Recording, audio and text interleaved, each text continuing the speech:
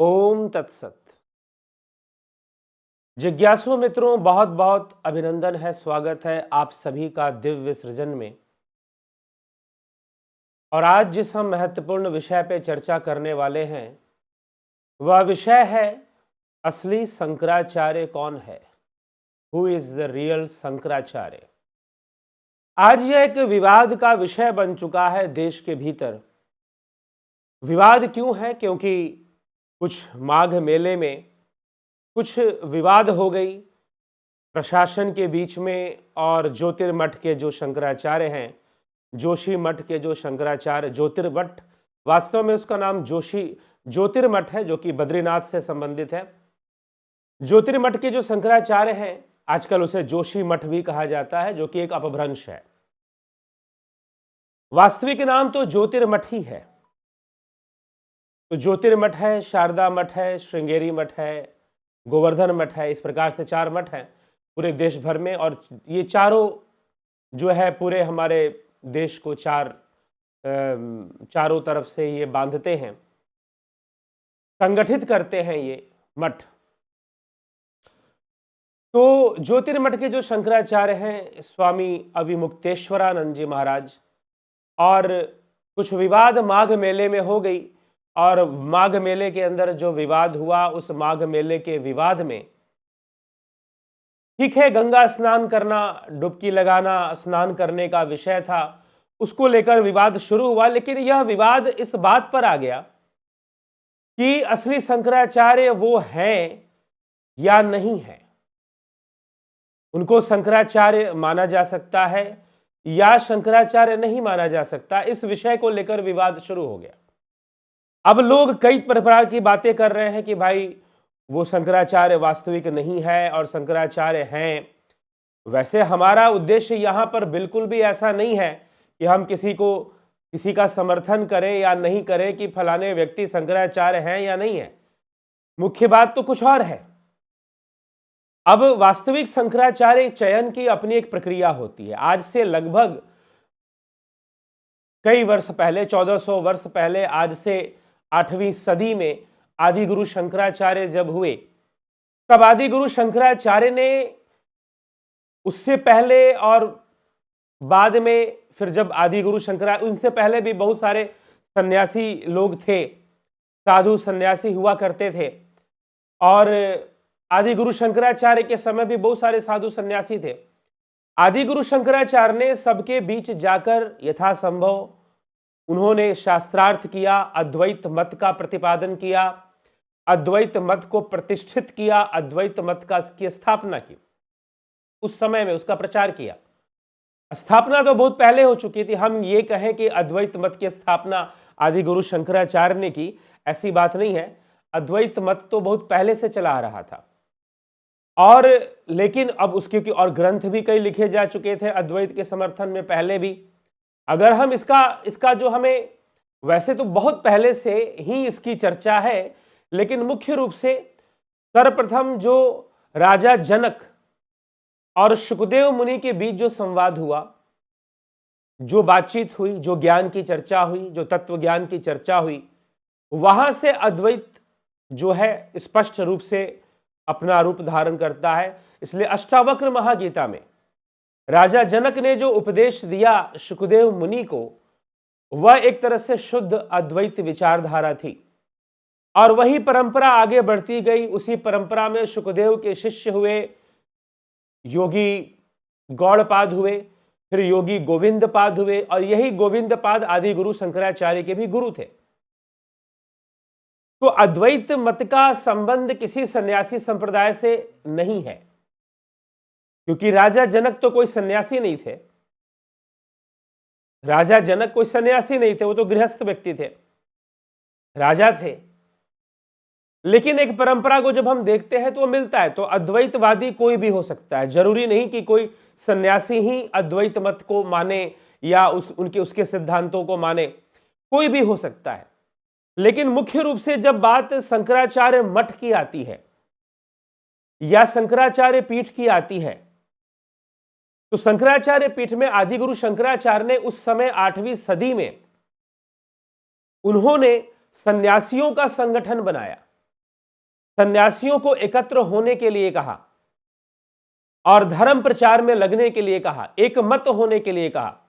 और उस मत में एक ही मत था और वह था अद्वैत वेदांत का सिद्धांत था। सभी उसी को मानकर चलते थे और उसी परंपरा में चार मठों का, वैसे चार मठ पहले से थे, ऐसा कहना कि मठ नहीं थे, पहले से थे। वहां मंदिर पहले से बने हुए थे, बद्रीनाथ धाम पहले से था, महाभारत काल से था। फिर आपके जगन्नाथपुरी का भी मंदिर पहले से था, द्वारकापुरी का भी मंदिर पहले से था। लेकिन इन धामों की प्रतिष्ठा को बढ़ाने के लिए आदि गुरु शंकराचार्य ने वहां पर मठों का निर्माण, सन्यासी मठों का निर्माण भी साथ में करवाया और इनको और प्रतिष्ठित कर दिया, चार धाम निश्चित कर दिए। तो बद्रीनाथ में ज्योतिर्मठ हुआ, शारदा मठ हुआ द्वारिका में, और फिर आपको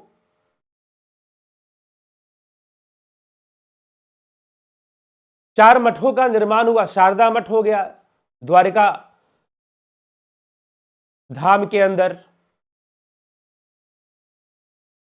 ये सारे मठ, गोवर्धन मठ हो गया, श्रृंगेरी मठ हो गया, ज्योतिर्मठ हो गया। तो द्वारिका में शारदा मठ, पुरी में गोवर्धन मठ, दक्षिण भारत में कर्नाटक में श्रृंगेरी मठ और जगन्नाथपुरी में गोवर्धन मठ। इस प्रकार से इन मठों का निर्माण हुआ और उनके जो प्रथम शिष्य थे, पहले शिष्य श्रृंगेरी मठ में आचार्य सुरेश्वराचार्य बैठे, जो कि मंडन मिश्र थे, जिनका शास्त्रार्थ हुआ था, जिनकी पत्नी के साथ भी आदि गुरु शंकराचार्य का शास्त्रार्थ हुआ था। गोवर्धन मठ में पद्म पदाचार्य बैठे, द्वारिका में शारदा मठ में हस्तमालकाचार्य बैठे और ज्योतिर्मठ के जो पहले आचार्य थे वो तोटकाचार्य थे। तो इस प्रकार से उनके जो डायरेक्ट डिसाइपल थे, जो उनके शिष्य थे, वही ये लोग थे। सुरेश्वराचार्य उनके परम शिष्यों में से थे, हमेशा साथ रहने वालों में से थे सुरेश्वराचार्य। तो ऐसा कहा जाता है। तो आदि गुरु शंकराचार्य ने स्वयं सारे सन्यासी संप्रदायों को संगठित किया, इन चार लोगों को नेतृत्व दिया कि भाई आप लोग आगे से इस परंपरा को आगे बढ़ाएंगे और जो है फिर आप लोग ही उत्तराधिकारी चुनेंगे कि भाई आपको किसको सन्यासी बनाना है, किसको मठाधीश बनाना है, किसको शंकराचार्य बनाना है, किसको शंकराचार्य नहीं बनाना है। ठीक है, तो ये प्रक्रिया रखी गई और उस प्रक्रिया में एक प्रक्रिया उन्होंने बनाई कि चयन प्रक्रिया रहेगी। तो चयन प्रक्रिया कैसे होगी? तो मुख्य रूप से चयन, एक शंकराचार्य बनने की जो प्रक्रिया होती है, उसकी पहली शर्त होती है कि वो सन्यासी होना चाहिए। दूसरी शर्त होती है कि गुणों के आधार पर ब्राह्मण होना चाहिए, गुणों के आधार पर वह ब्राह्मण भी होना चाहिए। जाति से ब्राह्मण, जन्म से ब्राह्मण कुल में उसका जन्म तो हो, लेकिन अगर गुण नहीं है तो फिर मान्य नहीं होगा। तो जो शास्त्र सम्मत गुण है उसके अनुसार वो ब्राह्मण होना चाहिए। फिर विद्वान होना चाहिए और विद्वता में 4 वेदों का ज्ञान, 6 वेदांग का ज्ञान, 6 जो वेदांत जो शास्त्र हैं, 6 शास्त्रों का ज्ञान, ब्रह्मसूत्र का ज्ञान उसे होना चाहिए। फिर जितेंद्रिय होना चाहिए और शास्त्रार्थ परंपरा में, शास्त्रार्थ में भी वो पारंगत होना चाहिए। तो उसकी योग्यता की परीक्षाएं होती हैं, शिष्य का चुनाव होना, प्रस्ताव रखा जाता है, योग्यता का परीक्षण होता है, शास्त्रार्थ होता है, काशी विद्वत परिषद की मुहर लगती है, काशी विद्वत परिषद की मुहर लगती है। इसलिए जितने भी 4 मठ हैं उनकी एक एक शाखा काशी के अंदर है।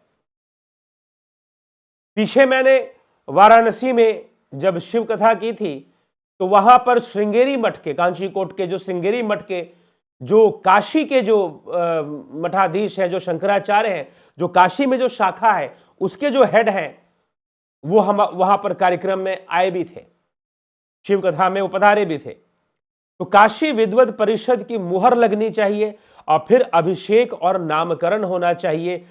तो शास्त्रार्थ वगैरह, योग्यता परीक्षण, और फिर बाकी जो 3 शंकराचार्य बचेंगे, जैसे 4 मठ हैं तो एक शंकराचार्य को अगर मनोनीत करना है तो बाकी तीनों की सहमति भी होनी चाहिए। तो इस प्रक्रिया से शंकराचार्य का चयन होता है। यह एक प्रक्रिया है जो कि पहले से चली आ रही है। अब जो है, जो ज्योतिर्मठ है बद्रीनाथ का, कुछ सरकारी गड़बड़ियों के कारण, राजनीतिक हस्तक्षेप के कारण जो वहां पर जो शंकराचार्य का जो चयन होता है वो वसीयत के हिसाब से होता है, वो परंपरा के हिसाब से नहीं हो रहा है, वसीयत के हिसाब से होता है। तो इसी आधार पर बहुत सारे लोग अविमुक्तेश्वरानंद जी को शंकराचार्य नहीं मानते हैं। अब चलिए आइए, शंकराचार्य मानते हैं नहीं मानते हैं, लेकिन शंकराचार्य के मत में एक बहुत बड़ी शर्त यह भी है कि वह अद्वैत वेदांत के सिद्धांतों को मानने वाला होना चाहिए। अद्वैत वेदांत के सिद्धांतों को मानने वाला होना चाहिए, यह भी शर्त लिखी गई है, क्योंकि आदि गुरु शंकराचार्य का जो मत था वह अद्वैत वेदांत था, जिसका मुख्य प्रतिपादन उन्होंने विवेक चूड़ामणि नामक ग्रंथ में किया है। अहम ब्रह्मास्मि को समझाने के लिए ही आदि गुरु शंकराचार्य ने विवेक चूड़ामणि लिखी है। अहम ब्रह्मास्मि नारायणो अहम, कि तुम ही नारायण हो, तुम ही शिव हो, कैसे समझो, आत्मा को कैसे जानो, ब्रह्म को कैसे जानो। तो इसको ही समझाने के लिए विवेक चूड़ामणि लिखी है, अद्वैत वेदांत को समझाने के लिए। तो अब देखिए, चाहे अब छोड़िए, बात यह है कि किसी का चयन वसीयत के हिसाब से हुआ है, परंपरा के हिसाब से हुआ है, शास्त्रार्थ परंपरा से, और अद्वैत वेदांत के सिद्धांतों को मानने वाला, अहम ब्रह्मास्मि के कॉन्सेप्ट को समझाने वाला, यह होना अनिवार्य है। और फिर आदि गुरु शंकराचार्य ने 10 नामी सन्यासी संप्रदाय, इसका भी निर्माण किया। तो 10 नामी सन्यासी संप्रदाय में जो नाम आते हैं, 10 नाम आते हैं, गिरि, पुरी, भारती, वन, अरण्य, तीर्थ, आश्रम, पर्वत, सागर, सरस्वती। अब जैसे आपने नाम सुना होगा दयानंद महर्षि दयानंद सरस्वती, तो सरस्वती संप्रदाय से हो गए। तो 10 नामी संप्रदाय, यह सन्यासियों का संगठन था। बाद में इन्हीं से अखाड़ों का विकास हुआ, इन्हीं से हम जूनागढ़ी अखाड़ा बोलते हैं, या फिर जूनागढ़ी मतलब सबसे पुराने अखाड़े को जूनागढ़ी अखाड़ा कहा गया।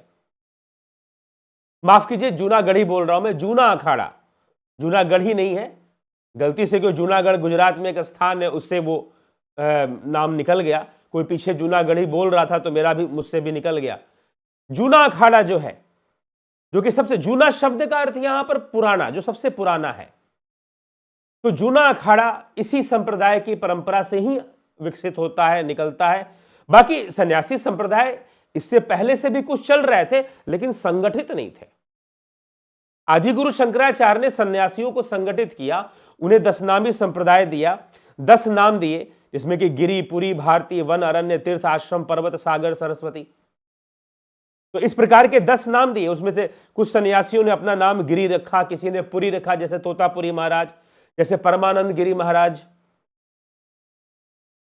फिर किसी ने भारती रखा टाइटल, किसी ने वन रखा, किसी ने अरण्य रखा, किसी ने तीर्थ, स्वामी राम तीर्थ, नाम सुना होगा, वो भी सन्यासी थे, 10 नामी संप्रदाय के सन्यासी थे। स्वामी राम तीर्थ, आश्रम, पर्वत, सागर, सरस्वती, ये नाम दिए आदि गुरु शंकराचार्य ने, ये 10 नामी संप्रदाय बनाए। अब जो है, इन्हीं में से जो श्रेष्ठ सन्यासी होगा, शास्त्रार्थ में निपुण होगा, अद्वैत सिद्धांतों को मानने वाला होगा, उसको शंकराचार्य बनाया जाएगा। तो यह शंकराचार्य का इतिहास है, इस 10 नामी संप्रदाय का इतिहास है। आजकल यह बहुत दुखद है कि हमारे देश के अंदर वह मठ जिसने संपूर्ण भारत को धर्म के नाम पर, अध्यात्म के नाम पर संगठित किया, सारे मतभेदों को खत्म किया, और आज भी विश्व के जो बड़े बड़े दार्शनिक हैं, जो बड़े बड़े फिलोसोफर हैं, जब आदि गुरु शंकराचार्य के दर्शन को पढ़ते हैं तो उनके दिमाग की नसें खुल जाती हैं, रिलैक्स हो जाती हैं। उनको लगता है कि इस तरह से किसी बात को प्रमाणित करना, इस तरह से सोच लेना, जबकि उस समय उन बातों को प्रमाणित करने के साधन कम थे, आज अधिक हैं। आज अद्वैत सिद्धांत को प्रमाणित करने के साधन अधिक हैं, क्योंकि वैज्ञानिक खोज हो चुके हैं। विज्ञान स्वयं ही अद्वैत को प्रमाणित करने लग जाता है। स्वयं को जानो, स्वयं की ओर बढ़ो, आत्मेकेर बोधेन बिना मुक्तिर न सिद्धते ब्रह्म शतांतरे अपि। आत्मबोध के बिना किसी की मुक्ति नहीं हो सकती। इसलिए तुम कहो शिवोहम अहम ब्रह्मास्मि। आदि गुरु शंकराचार्य तो कहते थे कि तुम इसकी भावना करो, तुम बोलो कि तुम्हें कहना चाहिए अहम ब्रह्मास्मि। अब अहम ब्रह्मास्मि, लेकिन उससे पहले तुम्हें यह समझना पड़ेगा कि ब्रह्म किसे कहा जा रहा है। तो यह विवाद देश में चल रहा है, राजनेता लोग उतर गए हैं। बीजेपी की नेता कई ज्योतिर्मठ के शंकराचार्य के विरुद्ध में उतर गए हैं और कई समर्थन कर रहे हैं, कई उनके अनुयायी हैं। मेरा कोई व्यक्तिगत मत वैसे इसमें नहीं है। हां, अभिव्यक्तेश्वरानंद जी भी शंकराचार्य के पद पर बैठे हैं, सन्यासी हैं, वसीयत से बने हो भले ही, लेकिन कुछ प्रवचन तो वो कर रहे हैं, समाज को कोई ना कोई दिशा तो दे ही रहे हैं। तो उनको शंकराचार्य मानने में कोई बुराई है, ऐसा मेरा कोई व्यक्तिगत विचार नहीं है। अब मान लो कि उनको शंकराचार्य ना मानकर किसी और को शंकराचार्य बना दिया गया, तो वो शंकराचार्य के पद पर बड़ा योग्य साबित हो जाएगा, इसकी क्या गारंटी है। दुर्भाग्यपूर्ण यह है कि आज से नहीं, लगभग पिछले 5 दशकों से 50 वर्षों से ले लीजिए या 60 वर्षों से, जब से ये देश आजाद हुआ उसके लगभग कुछ वर्षों बाद ही, क्योंकि इस देश के राजनेताओं को अगर सबसे ज्यादा भय लगता है, तो आपको मैं बता दूं, सिर्फ इस देश के राजनेताओं को नहीं, विदेशी राजनेताओं को भी, जो भारत पर नियंत्रण करना चाहते हैं, जो इस देश को अपने मुट्ठी में करना चाहते हैं, जो इस देश को अपना गुलाम बनाना चाहते हैं, चाहे जैसे भी बनाना चाहे, चाहे विदेशी ताकत के रूप में बनाना चाहे, चाहे पॉलिटिकल पार्टी के रूप में वो बनाना चाहे इस देश को गुलाम, उनको डर लगता है तो यहां के संतों से डर लगता है।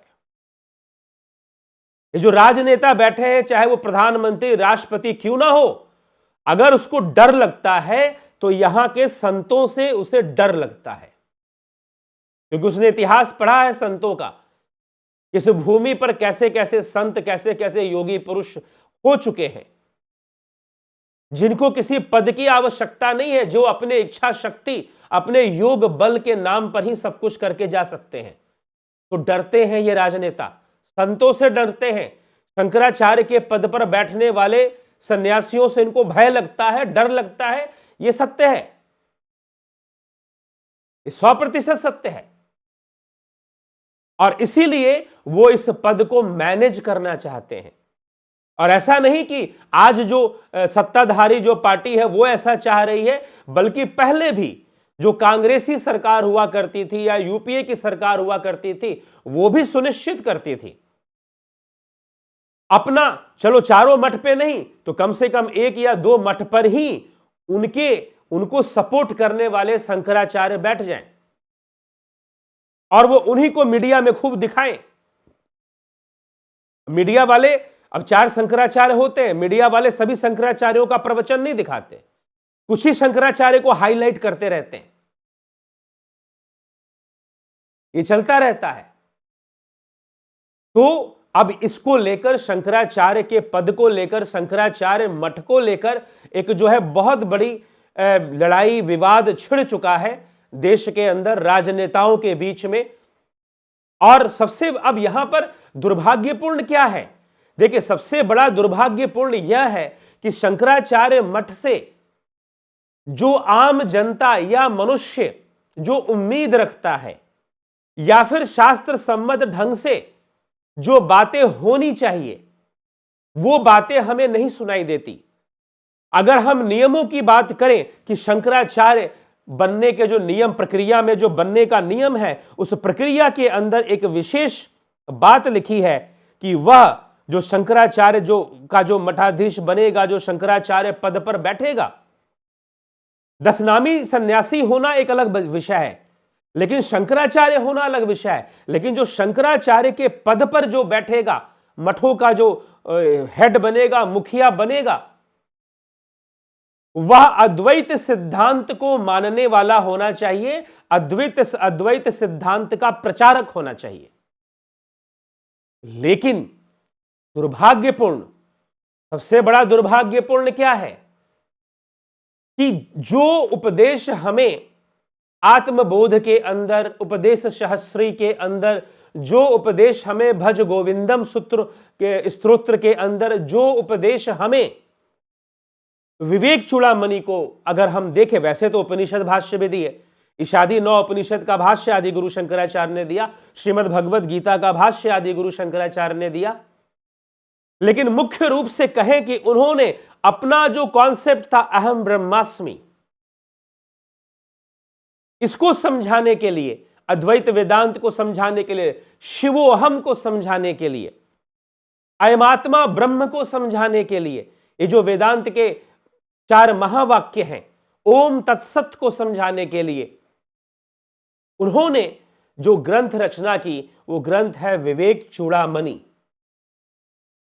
हमें दुर्भाग्यपूर्ण यह है कि शंकराचार्य के पद पर बैठने वाले जो सन्यासी हैं, उनके मुखार बिंद से जो विचारधारा हमें मिलनी चाहिए, मैं किसी का नाम नहीं ले रहा हूं, लेकिन यह बात चाहे वो हो सकता है मैंने कम सुना हो उनको, लेकिन मैंने जितना भी सुना है, चाहे वो कोई भी मठ के शंकराचार्य हो, चाहे वो ज्योतिर्मठ के हो, चाहे गोवर्धन मठ के हो, चाहे शारदा मठ के हो, चाहे श्रृंगेरी मठ के हो, उनके मुखार बिंद से जो विचारधारा निकलनी चाहिए,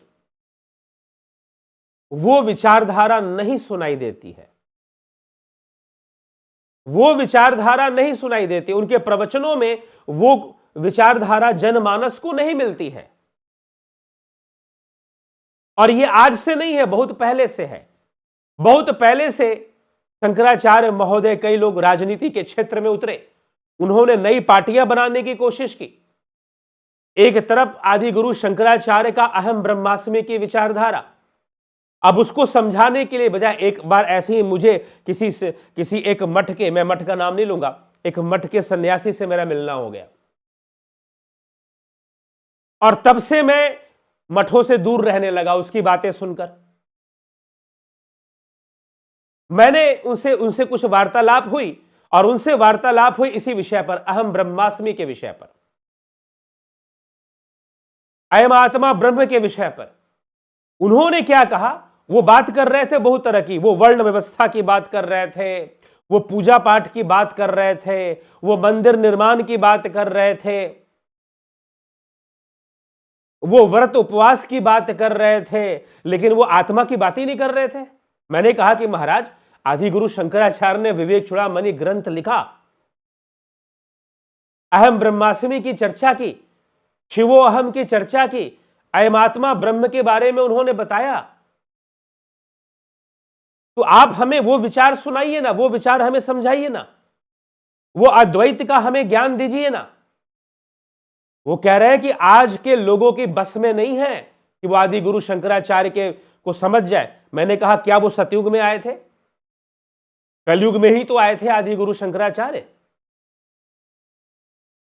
और सुखदेव मुनि और राजा जनक का संवाद द्वापर में हुआ। हालांकि अद्वैत परंपरा तो योग वशिष्ठ में भी है, वो तो भगवान राम के समय का है। भगवान राम को जो वशिष्ठ मुनि ने शिक्षा दी उस पर आधारित है, उसमें भी वेदांत है, अद्वैत है। तो फिर आप हमें वो ज्ञान दीजिए ना, वो समझाइए, अयम आत्मा ब्रह्म को समझाइए, अहम ब्रह्मास्मि को समझाइए। उन्होंने कहा कि वो तुम्हारे बस की नहीं है, वो आज के लोगों को नहीं समझ में आएगा। मैंने कहा, अरे तुम समझाओगे तो क्यों नहीं समझ में आएगा भाई, समझाओ ना, कम से कम उस विषय पे चर्चा करो। नहीं तो सारी बातें सिर्फ राजनीति की। हां, जब देश पे खतरा आए और जब आपको कुछ गलत होता दिखाई दे तो आप उसको बोलिए। आप इतने बड़े मठ के मठाधीश हैं तो आपको बोलना चाहिए, इसमें कोई संशय नहीं है। लेकिन सत्य तो यह है कि आपको जिस मोक्ष के मार्ग पर जनमानस को ले जाना था वो जरूरी था। वो अहम ब्रह्मास्मि का कॉन्सेप्ट क्लियर आपके द्वारा होना चाहिए।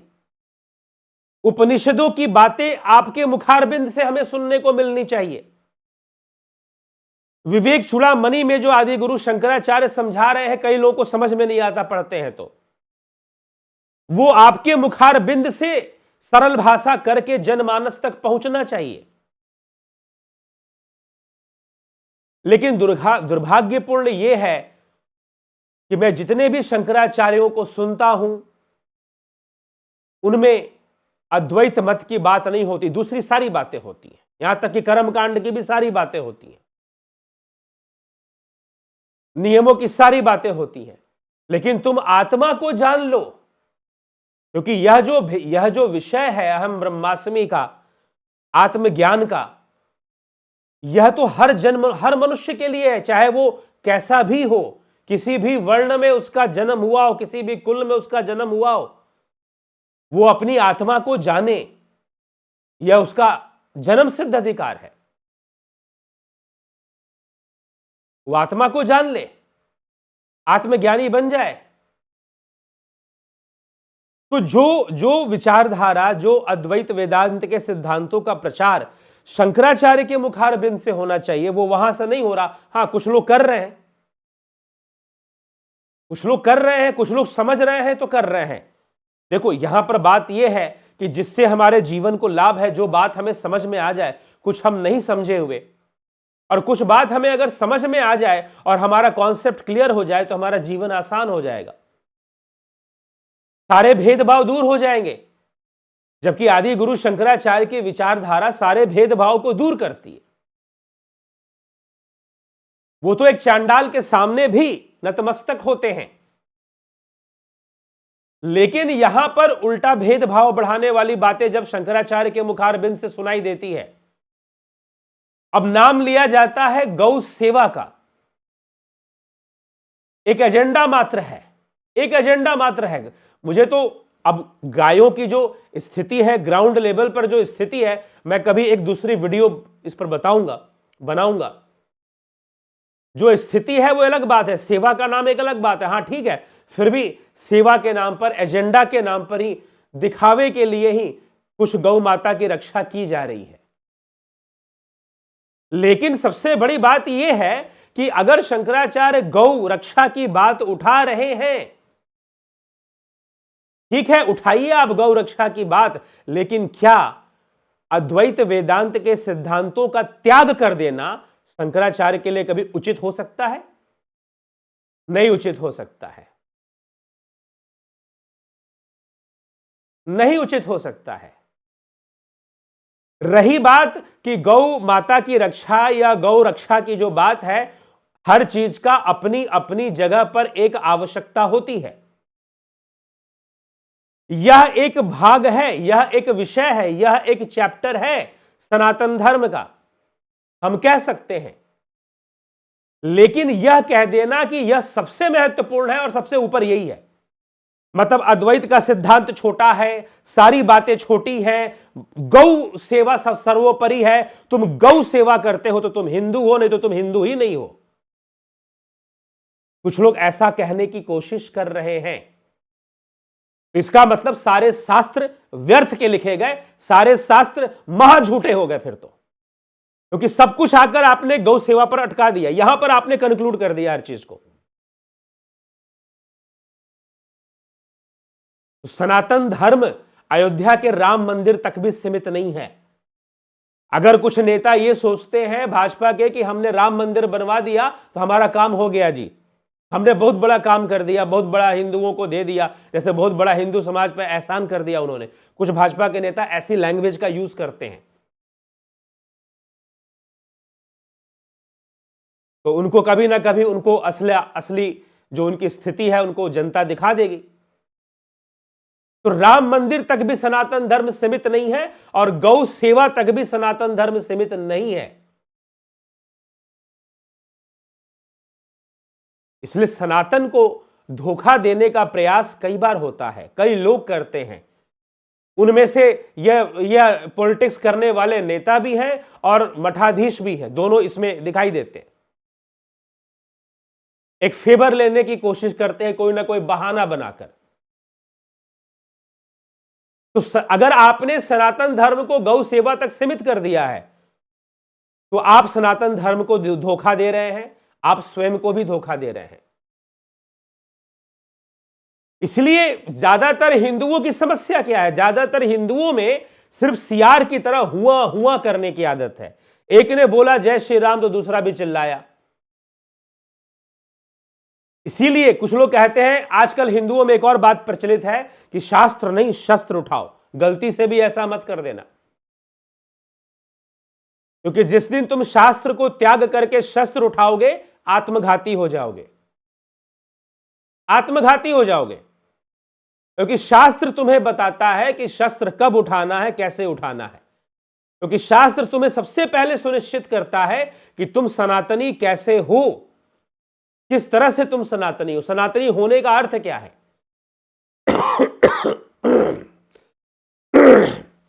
तुम अगर घोषणा करते हो कि मैं हिंदू हूं, तुम अगर घोषणा करते हो कि मैं सनातनी हूं, किस आधार पे हो?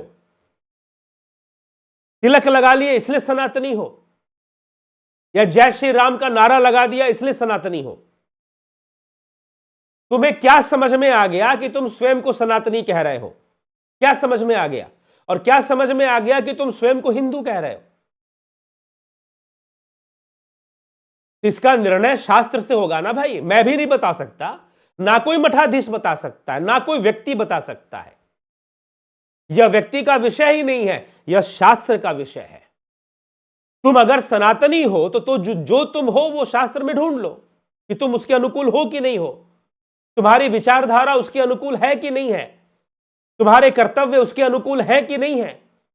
और सनातन धर्म में कहीं भी शस्त्र उठाने के लिए मना नहीं किया गया। हमारे सारे देवी देवता शस्त्र धारण किए हुए, लेकिन समय, अनुकूलता, क्योंकि अगर तुमने सिर्फ शास्त्र को, शस्त्र उठाना है लेकिन शास्त्र को त्याग दिया तुमने, तो फिर तुम कब उस शस्त्र से स्वयं को मारोगे तुम्हें पता भी नहीं चलेगा, तुम्हें पता भी नहीं चलेगा।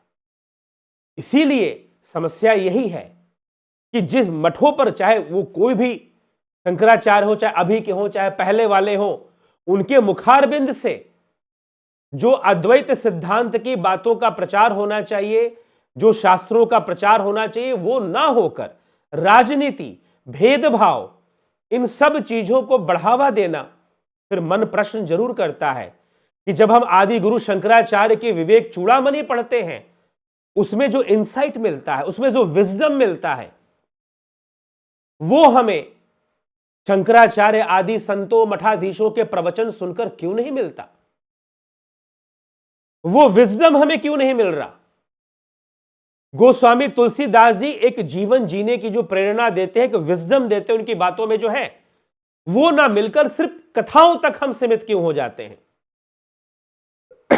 कहानियों तक हम सीमित क्यों हो जाते हैं? यह सबसे बड़ी समस्या है, क्योंकि उस विजडम से ही जीवन का कल्याण है, उसी से जीवन सरल बन सकता है और हम सच्चे रूप में सनातनी बन सकते हैं, स्वयं को सनातनी कह सकते हैं। वो जो ज्ञान है वो हमें नहीं मिलता, तो फिर काहे का प्रवचन, किस बात की कथा? इसीलिए पाप है जो तुम्हें आत्मज्ञान के मार्ग से तोड़े, चाहे धर्म के नाम पे तोड़ रहा हो, चाहे कथा कहानी सुना के तोड़ रहा हो, वो तोड़ना पाप ही है। तो चयन कर लो, किसको भी बिठा दो, ये नेता लोग मिलकर किसी को भी शंकराचार्य बना दे, किसी को भी बिठा दे, किसी का विरोध करे। अरे भाई, उनकी पालकी गंगा तट तक नहीं पहुंची, उनका भी कहना ठीक है कि भाई पालकी पे बैठा रहूंगा तो भगदड़ नहीं मचेगी, लोग दूर से ही दर्शन कर लेंगे। ये सब सिर्फ एक बहाने हैं नेताओं के, मठाधीशों के उलझनों को बढ़ाने का, विवाद को बढ़ाने का। लेकिन मुख्य बात है, विचार करने योग्य बात यह है कि जो उस पद पर बैठा है वो उस पद के अनुकूल उसका जीवन हो, उस पद के अनुकूल। सबसे बड़ी जीवन अंदर घर में कौन जाके देखने वाला है?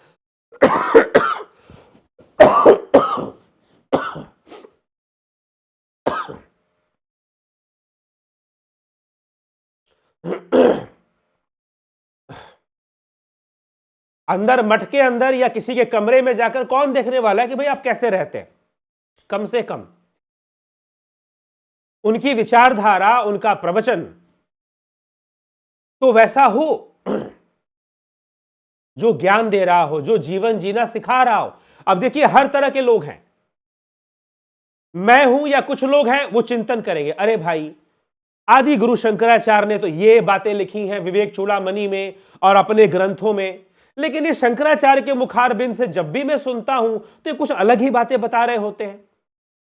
कभी ये राजनीति की बात कर रहे होते हैं, कभी ये पूजा पाठ की बात कर रहे होते हैं, कभी व्रत उपवास को समझाए जा रहे हैं, कभी ये जो है जातिवाद की बातें किए जा रहे हैं, कभी कुछ किए जा रहे हैं। अरे जो आदि गुरु, जब ये आदि गुरु शंकराचार्य के पद पर बैठे हुए हैं तो उनके शास्त्रों में जो विचारधारा हमें मिलती है वो इनके मुखारबिंद से हमें सुनने को क्यों नहीं मिल रही?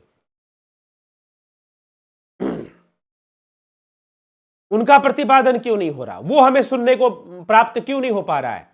ये मन में प्रश्न उठता है। तो कुछ लोग हैं जो ऐसा सोचेंगे, लेकिन कुछ लोग क्या है, अच्छा शंकराचार्य बोल रहे हैं तो ठीक ही बोल रहे हैं, क्योंकि वो व्यक्ति केंद्रित लोग होते हैं, जो विचारधारा पर केंद्रित होते हैं। तीन प्रकार के लोग होते हैं,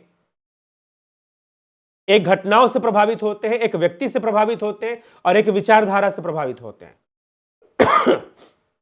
तो घटनाओं से प्रभावित होने वाले मूर्ख, व्यक्ति से थोड़ा सा उनसे समझदार, नहीं तो अर्धमूर्ख।